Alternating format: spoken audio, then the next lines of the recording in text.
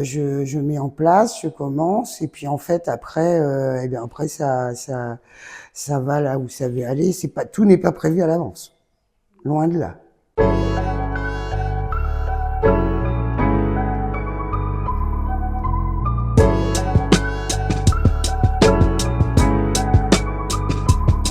Pour ce 6e épisode, nous avons le plaisir d'accueillir Sophie Maurice. Puisant à la fois dans l'héritage des grands maîtres des XVIIe et XVIIIe siècles et dans une expression artistique résolument actuelle, elle crée des portraits saisissants, habités et souvent traversés par la présence animale. Réservée mais espiègle, elle laisse ses toiles parler pour elle entre force, mystère et poésie. Alors, ouvrez grand les yeux, le plaisir est au rendez-vous. Alors, je m'appelle Sophie Maurice et je suis artiste peintre. Dans l'enfance, j'ai toujours aimé dessiner. J'avais des artistes dans ma famille et je visitais les musées avec mon père. Et puis j'aimais vraiment ça, donc oui, depuis l'enfance.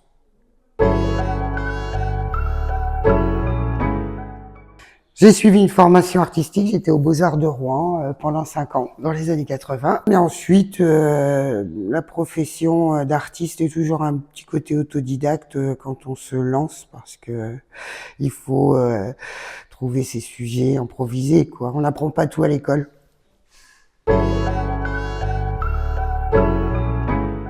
Je fais une peinture figurative, surtout des portraits, mais je pourrais avoir envie des fois de faire autre chose, ce qui pourrait arriver. Mais en tout cas, pour l'instant, ce sont surtout des portraits. C'est un univers sûrement un peu onirique, je pense, avec des femmes nombreuses, quelques hommes maintenant et beaucoup d'animaux. J'aime bien que ce soit paisible, qui montre un peu de leur caractère, en fait.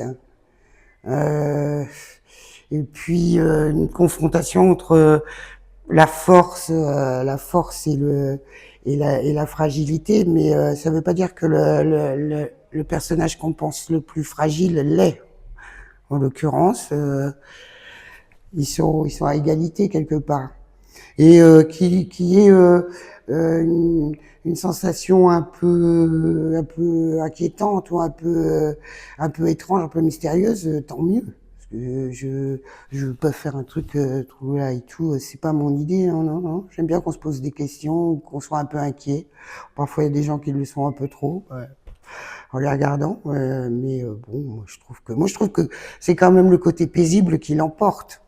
Mais on sent qu'il peut arriver quelque chose. Oui. Oui.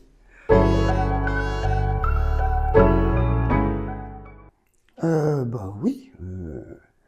Je pense qu'il y a une grande part d'improvisation dans ce que je fais. J'ai une idée à la base, je me lance, je mets en place, je commence, et puis en fait après, après ça va là où ça veut aller. C'est pas tout n'est pas prévu à l'avance, loin de là. Oh, c'est un peu flou pour moi, je ne sais pas trop. Bon, j'ai beaucoup aimé regarder la peinture ancienne du XVIIe, XVIIIe, les Hollandais, Espagnols. Voilà, pas beaucoup, j'avoue, pas beaucoup de peinture contemporaine, mais enfin, il y a quelques artistes contemporains qui me plaisent quand même. De temps en temps, je fais waouh, super.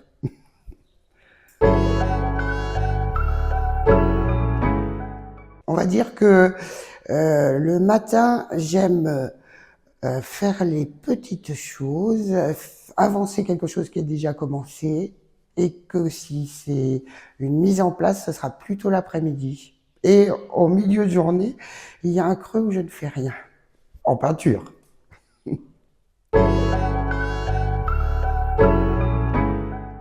Alors largement l'huile, la peinture à l'huile sur toile, mais je voudrais prendre un peu de temps pour aussi essayer d'autres choses. Mais bon, j'arrive jamais à le trouver, mais je désespère pas d'y arriver.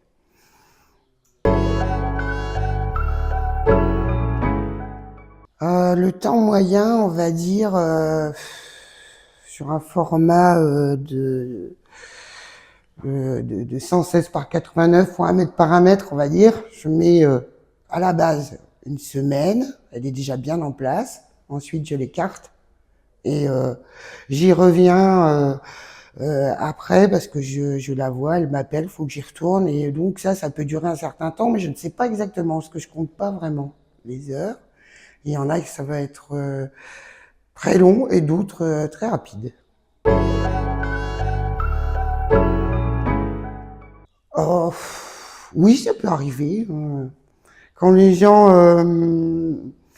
ont un regard singulier qui me surprend et qui me propose quelque chose auquel j'avais pas pensé, il peut se faire que je l'exploite après, oui. Ça peut être un sujet, on a pu me parler d'un conte ou certains animaux. J'ai fait des ratons laveurs il y a pas longtemps parce que quelqu'un voulait voir des ratons laveurs dans un tableau et je l'ai fait.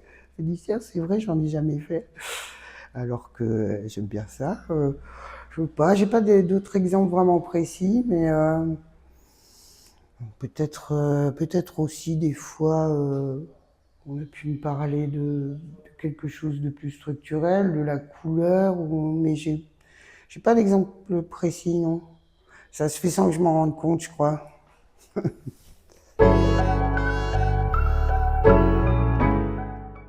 Oh, vivre de son art, facile, c'est beaucoup dire. C'est toujours en dents de scie la vie d'artiste, à moins d'être super connu, quoi. Mais je n'ai fait que ça depuis bien 30 ans, donc on va dire que j'y arrive. Je tiens le coup. En plus, je suis avec un peintre qui est comme moi, donc bon, on s'accroche, mais c'est vrai, on continue. Et on n'a pas l'intention de s'arrêter tout de suite. Alors, ben j'ai deux galeries avec qui je travaille pour l'instant. Il y a la galerie Alban à Nantes et la galerie Art Fontainebleau à Fontainebleau. Et sinon, tous les ans, en juin et en septembre, j'expose à Giverny, galerie 60 rue Claude Monet.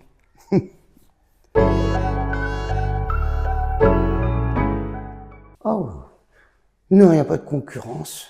Non, non, on travaille ensemble et dans le même atelier depuis l'école. Hein. Déjà à l'école, on était côte à côte. Ensuite, on a eu des ateliers qui faisaient 15 mètres carrés où on était tous les deux. On est ensemble du matin au soir. Donc là, je pense que là, au niveau de la concurrence, ça va.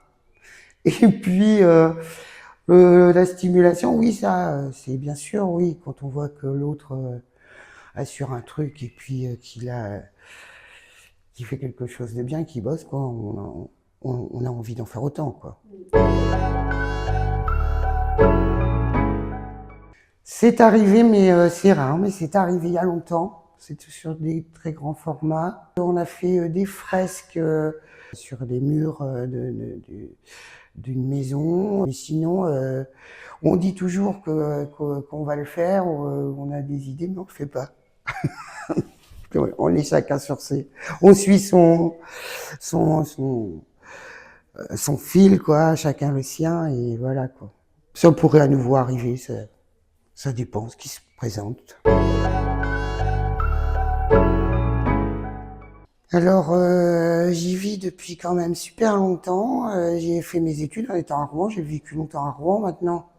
Je suis passé de la Haute-Normandie à la Basse-Normandie, mais à force, je pense que sans doute, oui, elle a pu avoir une influence sur moi.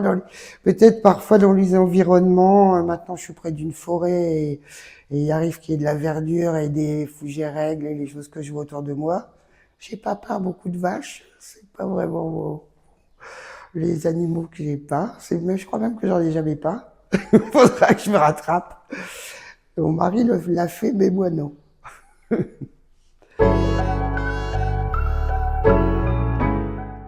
Un objet fétiche, fétiche. Je pourrais dire ma palette, parce que j'ai une palette assez enfin, qui surprend, quoi. Qui est volumineuse, couverte de peinture. Je commence à attaquer la chaise qui est dessous. Bon, bref, voilà, quoi. Merci à Sophie de nous avoir partagé son univers merveilleux qui en met plein la vue.